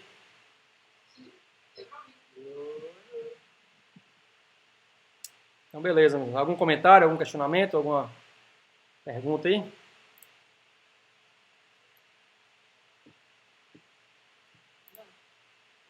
Só um negócio que eu lá no início. Ah, Eu não cheguei a escutar a reunião toda não, porque o meu tá na metade, eu aproveitei a deixa pra ir tomar um banho. Naquela hora, sei. tava Aham. pedra angular. Ah, é que você tava falando da pedra angular e tal, que esse negócio tem a ver com o nome daquela igreja ali em cima? É da Ah, congregação do Lúcio? aí você tem que perguntar pro pessoal da igreja, viu? O povo lá, como é que é? Como é que é o nome da igreja? É quadrangular, um lugarzinho Não. muito similar. Quadrangular é outra coisa. Quadrangular eu não vou saber explicar exatamente, mas é porque eles têm 4 pilares, né? Tipo um quadrado assim. Agora eu não lembro quais são os pilares. Salva, cura, batiza com o Espírito Santo e breve voltará. Quadrangular ela se baseia em 4 princípios maiores, vamos dizer assim. Angular tem a ver com ângulo, né? Que tá ali no quando você tem tentar mostrar pegar com esse HD externo aqui e tentar mostrar. Então, se eu tenho esse HD externo aqui, ele é um quadrado, ele tem um ângulo aqui, um ângulo aqui, um ângulo aqui, um ângulo aqui. Se isso aqui fosse uma casa, um alicerce, ele ia colocar uma pedra aqui, a pedra mais perfeita que tinha, reta para cá e reta para cá. E todas as paredes seguiriam essa linha. Ou seja, toda a construção é edificada de acordo com essa pedra. Por isso, Cristo é a nossa pedra angular. Porque a igreja, como uma edificação, deve seguir sempre a linha, né? Como ele diz aqui, né? Aprendendo da verdade de Cristo, seguindo a linha da pedra angular. Eu fico impressionado, de verdade, bicho, quando eu leio essas coisas assim, com a coerência da Bíblia, como ela é coerente em todas as palavras, como ela se completa. Você lê uma coisa e fala, rapaz, é mesmo, Paulo falou exatamente isso em outra carta, e às vezes não foi Paulo, foi outra pessoa, como é absolutamente coerente, não tem nenhum erro na Bíblia. Isso realmente me deixa fascinado, assim, encantado, sabe, muitas vezes. Mais alguma pergunta?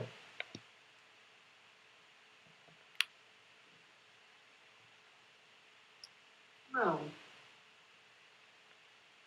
Pessoal, mais alguma outra pergunta? Ninguém? Estão muito calados hoje. Ô, Décio, Oi. vai fugir um pouco do assunto, mas foi uma dúvida minha naquele dia que falou da Santíssima Trindade. Uhum. Você poderia me explicar assim, eu nunca consegui entender mais ou menos, não, eu entendo a base, mas eu queria que você me explicasse um pouco sobre ela. Sobre a Trindade? Isso. Rapaz, é o seguinte, nós cremos em um Deus triuno. O que isso quer dizer? É um conceito matematicamente inexplicável, no sentido de que o Deus Pai, o Deus Filho, que é Jesus Cristo, e o Deus Espírito, que é o Espírito Santo, eles existem individualmente, mas ao mesmo tempo eles são um só. Esse é um dos grandes mistérios que a Bíblia não nos ensina, como que 1 mais 1 mais 1 é igual a 1, certo? A matemática não bate com a Bíblia muitas vezes, no sentido disso, né? 1 mais 1 mais 1 é igual a 1. É igual você falar que Deus, ele é 100%, que Jesus é 100% Deus, mas ele também é 100% homem. Então, 100% mais 100% dá 100% aqui no caso, né, de Cristo. Outra coisa que a Bíblia nos traz como dificuldade de entender, como é que a soberania de Deus, ela está sobre todas as coisas. Todas as coisas que acontecem, né, nenhuma pombinha, nenhuma rolinha cai no chão sem que seja permitido por Deus. Tudo isso acontece porque Deus é soberano. Mas nós, ao mesmo tempo, somos livres agentes e fazemos as nossas escolhas, e as nossas escolhas têm importância. Paulo nos mostra no texto de hoje como estávamos naquela situação por conta da nossa dureza de coração. Nós somos responsáveis pelos nossos atos, ao mesmo tempo que Deus é soberano sobre todas as coisas. Como é que a soberania de Deus e a responsabilidade humana se encaixam sem que a gente seja simplesmente marionete? A gente não consegue explicar isso com clareza na Bíblia também. Mas voltando à sua pergunta, o fato é que Deus Pai, o Criador, Deus Filho, aquele que executa o plano de redenção, e Deus Espírito, eles subsistem simultaneamente o tempo inteiro, sendo todos um só. Essa é a doutrina do Deus triuno, da Santíssima Trindade. Cada um tem a sua função específica, mas todos atuando como um só. Ou seja, quando Cristo desceu, sendo Deus conosco, sendo o verdadeiro Deus conosco, Deus não deixou de estar na eternidade, vendo todas as coisas. Tanto que Cristo orava a Deus, mas ele diz também que ele e o Pai são um só. Então, a gente não tem como explicar, João, de forma prática e matemática como que isso existe. Mas a Bíblia nos deixa muito claro isso. Que nós servimos a esse Deus triuno, que subsiste em 3 pessoas, vamos dizer assim, pessoas aqui no caso entre aspas, né? Mas são ao mesmo tempo uma coisa só, ou seja, 1 mais 1 mais 1 é igual a 1. Eu sei que eu não consegui te explicar claramente, porque isso não tem explicação na Bíblia, não tem explicação na teologia, mas é uma verdade inequívoca da Escritura, porque podemos experimentar a atuação das 3 coisas. Não sei se eu consegui ajudar de alguma forma, ou piorar, sei lá. Eu consegui, eu acho que entender o mais geral, que dá para saber. Mas se você falando de função e algumas coisas, eu cheguei a pensar esses dias, eu até conversei com ele falou que tinha pouco sentido, mas eu queria perguntar para você, que é a questão que Deus é onipotente, onisciente e onipresente. Essa onipotência, onisciente e onipresença, apesar de ser de um só, pode ser meio que função desse Deus triuno, de cada parte, ou não faz tanto sentido? Deixa eu ver se eu entendi. Deixa eu ver se eu entendi a sua pergunta. No sentido por exemplo, assim, Deus é onipresente porque quando Jesus não pode estar, o Espírito está. Seria mais ou menos isso. Seria tipo assim, o Espírito representa a onipresença, onisciência seria Deus e onipotência Jesus. Alguma coisa desse tipo. Não, eu entendo que todos eles são igualmente, essas características pertencem a todos, certo? Jesus, quando estava como homem, ele não usou a sua onipresença, né? Vamos dizer assim, ele estava num lugar e não estava em todos ao mesmo tempo, mas ele, como é que eu vou dizer isso? Atualmente, Jesus atua em todos os momentos, vamos dizer assim. Então, enquanto ele se fez homem, a gente até discutiu isso na EBD esses dias, ele abriu mão das suas atribuições divinas para não usar em benefício próprio. Por exemplo, quando Jesus ia caminhar de um lugar para outro, que fosse 10, 11, 15 quilômetros, ele não se teletransportava, embora como Deus pudesse fazer isso, né? Porque ele precisava cumprir todas as regras humanas, vamos dizer assim, inclusive a própria morte, a própria dor, o próprio sofrimento. Mas na essência de Jesus, de Deus e do Espírito Santo, todos eles são, nesse momento, por exemplo, onipresentes, oniscientes e onipotentes. Certo? Entendi. Obrigado. Valeu. Mais perguntas?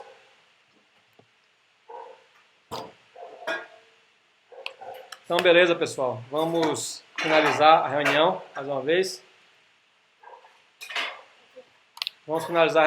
vez. Agradecendo a Deus por tudo que Ele tem feito, pelos ensinamentos que tivemos hoje.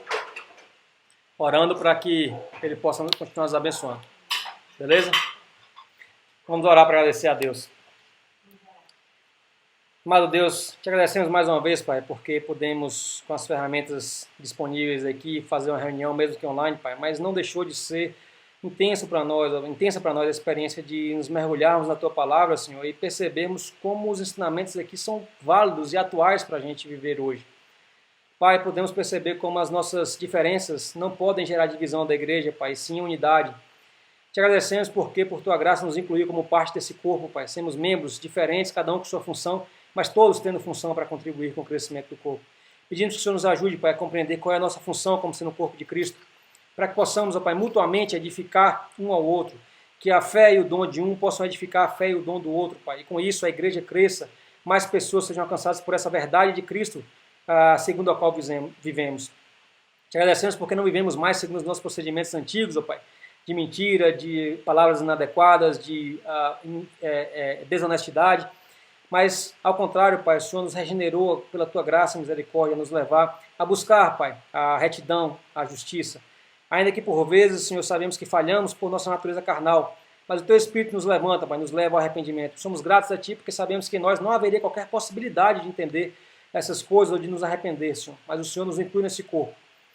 E peço que o Senhor nos ajude, Pai, com a presença do Espírito, a nos manter ativos nesse corpo, Pai. Como diz o apóstolo Pedro na sua carta, que não sejamos inoperantes, ó Pai, mas que sejamos operantes no exercício da nossa função nesse corpo. E que assim a igreja cresça para a honra e glória do Teu nome, Senhor. Que mais pessoas sejam alcançadas pela liberdade do amor de Cristo, Pai. Que a Tua graça seja revelada no coração de cada um de nós cada vez mais, Senhor. Deus, nos ajude a mudar o nosso procedimento, nos ajude a abandonar, a nos despojarmos do velho homem. Nos ajude, Senhor, a buscando a plenitude da Tua presença em nós, que possamos ser fortalecidos no nosso interior, Pai, que nosso espírito seja edificado segundo o Senhor, que é a cabeça deste corpo, Pai. Obrigado por tudo que tens feito conosco, Pai. Dá-nos um resto de noite na Tua presença. Obrigado pela Tua presença nessa reunião, Senhor, nos ensinando essas coisas, ó Pai. Dá-nos um resto de noite na Tua presença, Pai. E um dia amanhã também, Pai. Abençoa desde já, Senhor, a Escola Bíblica Dominical amanhã, que possamos continuar aprendendo da Tua palavra. Que possamos continuar sendo edificados e transformados por essa maravilhosa palavra, Pai. E que possamos, ó Pai, segundo a Tua orientação, ser luz para este mundo, Senhor. Ajudar as pessoas que estão em dificuldades. Que nós possamos exercitar nosso dom de contribuir, Pai, de ser compassivos, de sermos misericordiosos, de perdoarmos, ó Pai. Assim como o Senhor nos perdoou e por isso estamos aqui. Obrigado por tudo, Deus. Te pedimos, te agradecemos. Te pedimos que continue conosco, Pai. Te agradecemos. Em nome de Jesus. Amém. Valeu, galera. Deus abençoe a todos. Fiquem em paz. E até a próxima. Não sei se a próxima será virtual de novo ou não. Confesso que achei um pouco estranho hoje voltar para essa reunião virtual. Fiquei um pouco desconcertado e desconcentrado algumas vezes, mas foi bom. Eu aprendi bastante com o texto. Espero que tenha sido útil para vocês também. Amém? Valeu, meu Amém. querido. Valeu. Deus abençoe. Pai do Senhor, Deus abençoe a todos. Até logo.